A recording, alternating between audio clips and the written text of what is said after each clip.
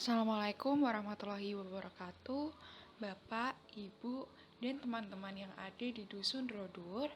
Kembali lagi bersama saya, Veronica Dwika Andita, salah satu mahasiswa UGM yang saat ini sedang menjalankan program KKN di Dusun Drodur, Desa Drodur, Kecamatan Mojo Tengah, Wonosobo, Jawa Tengah. Nah, saat ini saya akan memberikan pelatihan administrasi perpustakaan di mana pelatihan ini merupakan salah satu perwujudan program stimulasi literasi anak, pengadaan bantuan buku, dan pelatihan administrasi perpustakaan di Dusun Drodur.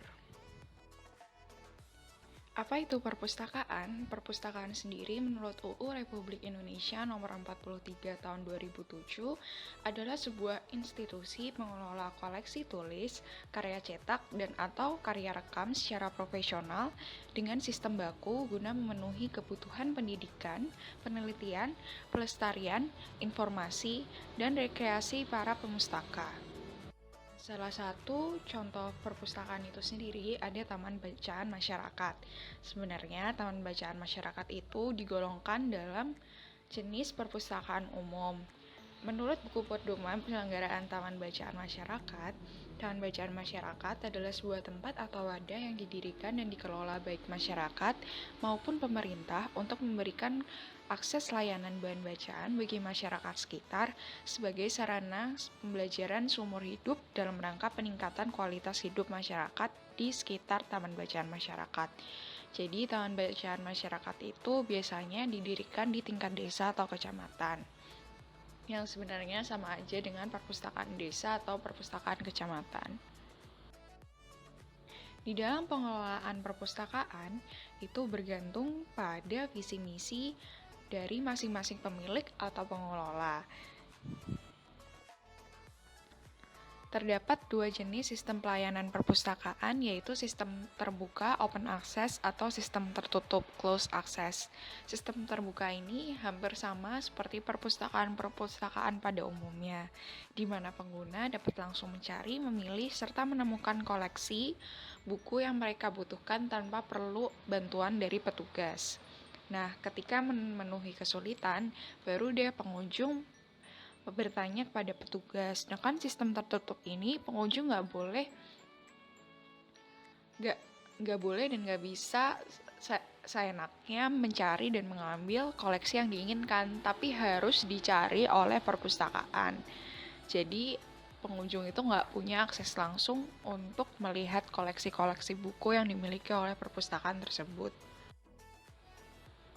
Nah, biasanya untuk taman bacaan sendiri menerapkan sistem pelayanan open access. Nah, penataan koleksi itu sangat-sangat wajib bagi perpustakaan atau taman bacaan. Penataan koleksi ini sebaiknya dilakukan secara rutin bergantung dengan jam buka perpustakaan. Misalnya bukanya seminggu sekali, ya berarti penataan koleksi juga dilakukan seminggu sekali. Bila setiap hari, berarti penataan koleksi juga dilakukan setiap hari. Penataan koleksi itu dilakukan supaya taman bacaan masyarakat atau perpustakaan selalu rapi, sehingga pengunjung yang datang itu nggak kebingungan ketika mencari buku. Selain itu, kita harus memisahkan koleksi buku anak-anak dan dewasa. Dan juga kita harus memperhatikan ukuran lemarinya, jangan terlalu tinggi untuk lemari anak-anak, karena bisa jadi anak-anak mungkin naikin lemarinya, nanti terus jatuh dalam pengambilan buku. Jadi pastikan juga perihal tinggi lemari. Lalu membuat poster ajakan untuk mengembalikan buku pada posisi sebelumnya bila sudah selesai dibaca, dan pastinya menjaga perpustakaan dapat membantu pengunjung dalam mencari dan atau mengembalikan koleksi. Di sini ada 3 contoh poster-poster yang biasa ditempel pada perpustakaan atau taman bacaan masyarakat. Kembalikan buku yang dipinjam, luangkan waktumu untuk membaca buku, dan kembalikan buku pada tempatnya. Kegiatan perpustakaan itu ada pengadaan bahan pustaka, di mana kita itu bisa mendapatkan koleksi buku dari pembelian buku, lalu pengajuan bantuan buku ke Dinas Perpustakaan dan Kearsipan Daerah atau perpustakaan universitas tempat. Lalu ada juga donasi buku dan pengajuan kerjasama dengan mitra. Di sini mitra itu bisa badan non pemerintah atau badan pemerintah tapi yang nggak bergerak di bidang perpustakaan dan kearsipan daerah. Beberapa dari mereka juga bisa dimintai bantuan. Nah, yang perlu diperhatikan ketika mengajukan bantuan buku ke perpustakaan daerah atau perpustakaan universitas, pastikan kita terlebih dahulu menghubungi perpustakaan terkait, menanyakan dokumen-dokumen apa saja yang harus diperlukan. Tapi biasanya dokumen yang harus dipersiapkan itu ada proposal dan surat pengantar. Nah, kegiatan selanjutnya adalah pengelolaan inventarisasi, yaitu kegiatan pencatatan bahan pustaka yang baru diterima Taman Bacaan Masyarakat. Nah, salah satu kegiatan dari inventaris yaitu mengisi buku inventaris dan membuat sampel buku. Buku yang sudah diterima dari siapapun, baik kita membeli atau mendapatkan dari bantuan buku dari pemerintah atau universitas perguruan tinggi terkait, itu pastikan kita melakukan inventaris. Nah, di buku inventaris itu biasanya ada nomor inventaris, tanggal, pengarang, judul, cetakan jilid, impresum. Impresum itu informasi mengenai penerbit. Jadi diterbitkan di mana, tahun terbit, dan penerbitnya apa. Lalu ada asal itu dari mana buku itu berasal, lalu ada harga, bahasan, dan nomor klasifikasi. Nomor klasifikasi akan dijelaskan di slide selanjutnya. Nah, setelah itu tuh menjadi acuan sebagai pembuatan stempel buku. Stempel buku itu biasanya buku-buku yang sebuah stempel yang ditempelkan di luaran buku. Jadi ukurannya kecil, ditempelin di bukunya itu sendiri, gitu. Nah, kegiatan perpustakaan selanjutnya itu ada klasifikasi. Klasifikasi merupakan kegiatan pengelompokan bahan pustaka di perpustakaan menurut golongan atau kelas tertentu dengan menggunakan sistem tertentu yang sudah baku. Biasanya kalau di Indonesia kita pakai sistem Dewey Decimal Classification, tapi yang udah disederhanakan. Nah, berikut klasifikasi yang biasa digunakan di perpustakaan umum di Indonesia. Terdapat 10 jenis klasifikasi. Nah, langkah yang selanjutnya ialah menentukan jenis pelayanan dari tata tertib. Pastikan kita menentukan jenis pelayanan yang tepat. Misal, dibuka setiap hari apa aja. Lalu, apakah ada sistem pelayanan simpan pinjam atau tidak.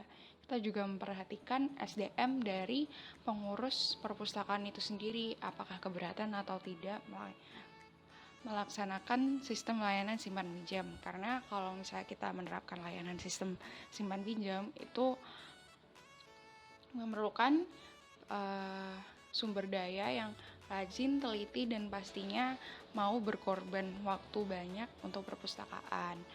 Nah, kita juga harus menentukan tata tertib. Misal nih, kalau misalnya ada sistem peminjaman, maksimal pinjam berapa hari, atau kalau misalnya nggak pakai sistem peminjaman, itu buku-bukunya gimana, bacanya, pembagiannya gimana, atau jam bukanya gimana, seperti itu.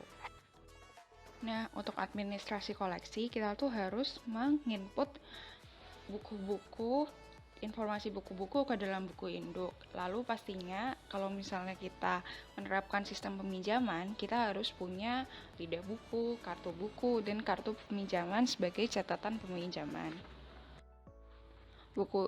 Nah, di sini ada contoh buku induk. Buku induk itu isinya hampir sama kayak buku inventaris, tapi di sini kita lebih mencatat informasi mengenai jumlah buku yang tersedia. Jadi kayak misal buku IPA untuk SD kelas 6 itu ada 2 buku. Jadi kita menghitung berapa unit dari buku tersebut. Nah, di sini ada kartu buku. Kartu buku itu biasanya dicetak di kertas tebal, biasanya kertas manila, lalu diambil ketika buku akan dipinjam. Pastikan ditulis dulu, misalnya nama, tanggal peminjaman, lalu ketika kembali diisi tanggal kembalinya kapan. Nah, yang ketiga, kartu buku ini diletakkan di sebuah amplop di mana yang ditempelkan di bagian belakang buku. Nah, amplopnya itu gunanya untuk meletakkan kartu buku tersebut. Lalu ada kartu pinjaman. Kartu pinjaman ini dapat digunakan sebagai kartu anggota. Jadi ketika seseorang meminjam buku, pastikan harus membawa kartu pinjaman ini. Lalu ada lidah buku. Lidah buku itu biasanya dicetak di kertas HVS dan ditempelkan pada buku. Di sini kita akan menuliskan tanggal wajib kembalinya kapan, lalu tanggal kembali orang yang mengembalikan itu kapan. Nah, ini salah satu contoh penggunaan kartu buku yang ada lalu ada lidah buku. Yang selanjutnya itu ada buku tamu dan buku peminjaman. Buku tamu ini isinya wajib diisi oleh para pengunjung yang mendatangi taman bacaan masyarakat atau perpustakaan. Lalu kita juga bisa mencatat siapa saja yang meminjam di buku pinjaman. Hal ini tuh harus agar kita juga bisa melihat jumlah peminjaman dari bulan ke bulan atau dari minggu ke minggu. Jadi kita bisa melihat progres berapa banyak orang yang mulai sadar akan membaca. Nah, ini salah satu contoh formulir pendaftaran anggota perpustakaan atau taman bacaan masyarakat. Di sini biasa kalau di perpustakaan itu bisa menunjukkan KTP atau menyerahkan fotokopi KTP, tapi ini sifatnya nggak wajib.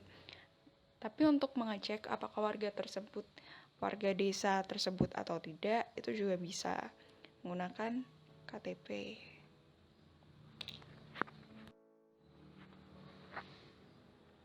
Setelah calon anggota perpustakaan atau taman bacaan mengisikan formulir, kita harus merekapnya di buku anggota perpustakaan.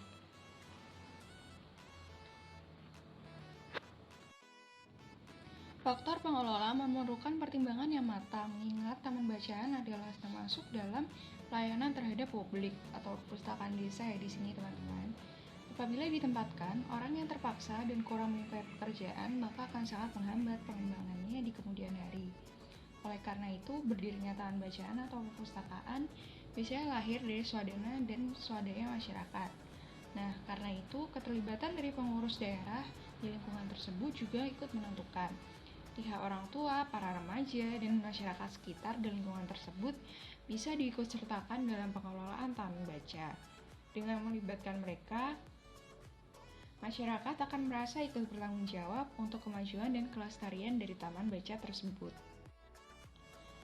Kriteria dari pengelola atau petugas taman bacaan atau perpustakaan antara lain memiliki sifat rajin, tekun, teliti, dan disiplin. Pengelola perpustakaan juga harus memiliki kesabaran karena akan menghadapi berbagai macam karakter manusia, di mana hal tersebut memerlukan tingkat kesabaran yang tinggi serta perhatian. Nah, berikut salah satu contoh struktur organisasi sebuah taman bacaan masyarakat atau bisa diterapkan juga di perpustakaan desa.